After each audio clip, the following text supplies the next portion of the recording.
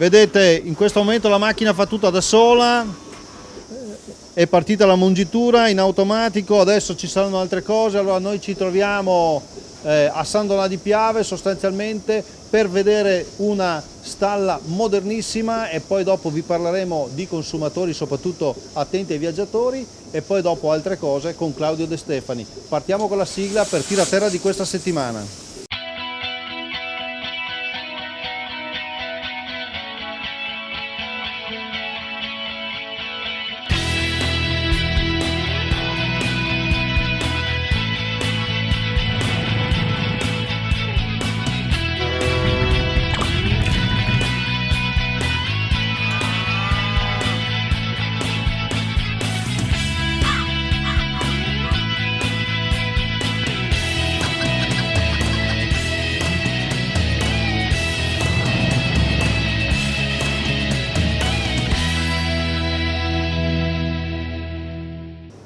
Benvenuti allora da Mimmo Vito a una nuova puntata di Tiraterra. Abbiamo detto di essere qui a San Donà, siamo con Raffaele Crosato che ha fatto una gran cosa, ha buttato giù praticamente tutto quello che aveva prima, anche attraverso il contributo del programma di sviluppo rurale è riuscito a mettere in piedi una stalla moderna. Allora diciamo moderna, ovviamente qua le vacche sono frisone. Una stalla moderna, efficiente e a passo coi tempi soprattutto. Ecco, che cosa ha di così innovativo? L'innovativo è che è meccanizzata al massimo, abbiamo una musitura meccanizzata, l'impianto di deiezioni che è completamente automatico e la pulizia stessa della stalla, abbiamo un robotino che circola in mezzo alle vacche e tiene anche quello pulito i pavimenti. Quante vacche abbiamo qui? Abbiamo un totale di 200 capi, in musitura sono 75 e una rimonta molto alta vendiamo anche degli animali da vita. L'innovazione è determinata non soltanto dalla stalla, ma è determinata anche dal contorno, quindi l'acquisto dei mezzi, no? E poi i macchinari, certo, poi questa cosa assolutamente innovativa per la gestione dei reflui. Praticamente l'impianto delle deiezioni dei liquami è un impianto a ricircolo automatico, praticamente fa i lavaggi in automatico sotto gli animali, sotto i canali che sono dei canali sotto le vacche, e poi il liquame stesso va a finire in una prevasca e che comunque quando ha aumentato il livello noi praticamente mandiamo questo liquame all'impianto di separazione. Una parte cade nella concimaia e il liquido invece va a finire nei vasconi. Allora, quindi una famiglia, una imprenditoria agricola moderna, però che ovviamente tiene conto alla tradizione e alla storia. Grazie allora a Raffaele Crosato. Noi non abbiamo terminato, ovviamente abbiamo cominciato, però adesso con Claudio De Stefani andiamo a parlare di temi dei consumatori, soprattutto dei viaggiatori. Prima però l'agenda del PSR.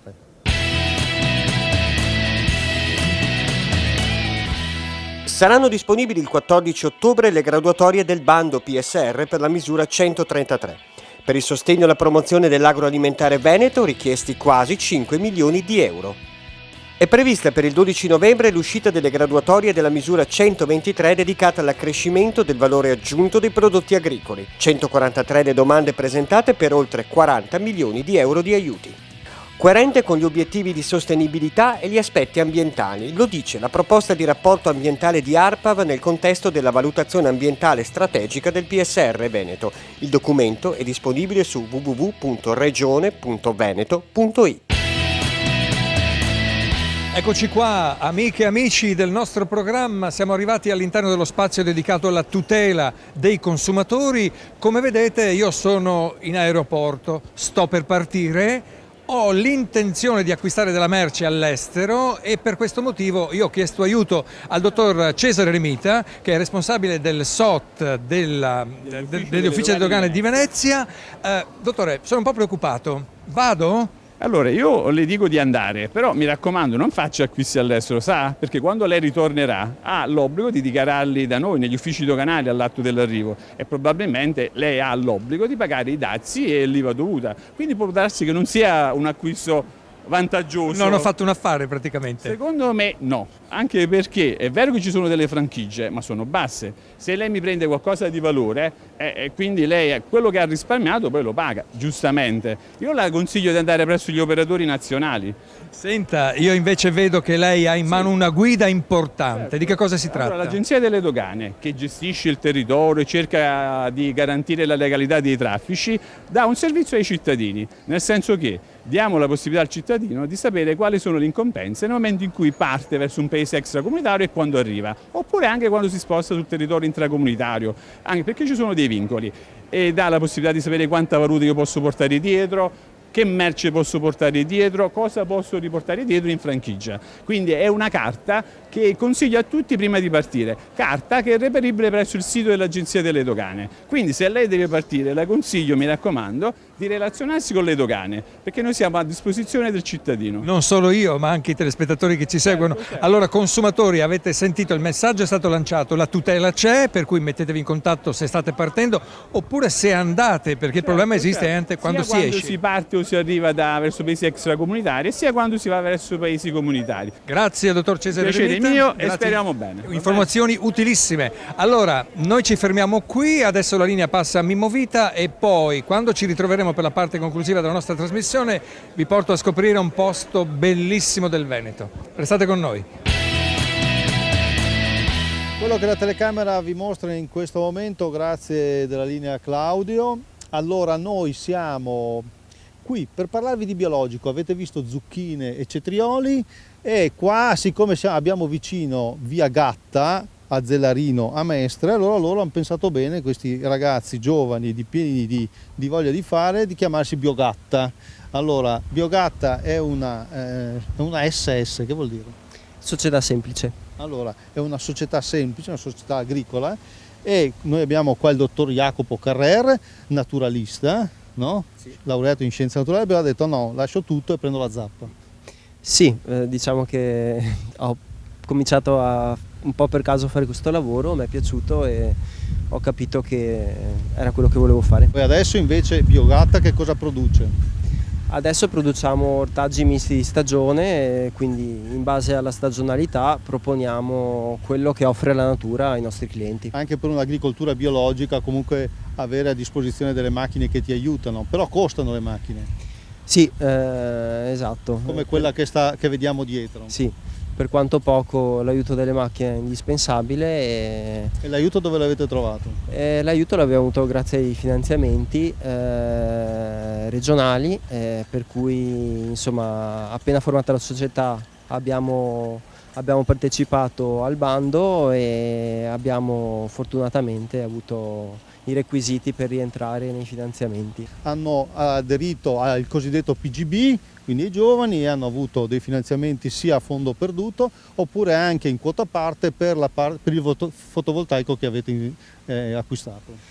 Sì, abbiamo deciso di installare un impianto fotovoltaico per sopperire ai consumi aziendali, quali l'impianto di irrigazione, quindi la pompa che pesca dal pozzo, poi la cella a frigo, insomma tutti i consumi principali che sono considerevoli. Allora, sono in 3, avanti con Biogatta, e nel frattempo non ci spostiamo di molto qui da Mestre e andiamo a Caposile, linea a Claudio De Stefani. Aumentano le risorse di 150 milioni di euro. Per i nostri investimenti aziendali 800 milioni di euro. Per le start-up agricole dei giovani 150 milioni. Finalmente aumenta l'indennità per gli agricoltori di montagna. Agevolazioni economiche per agriturismi, fattorie didattiche e sociali. Più futuro!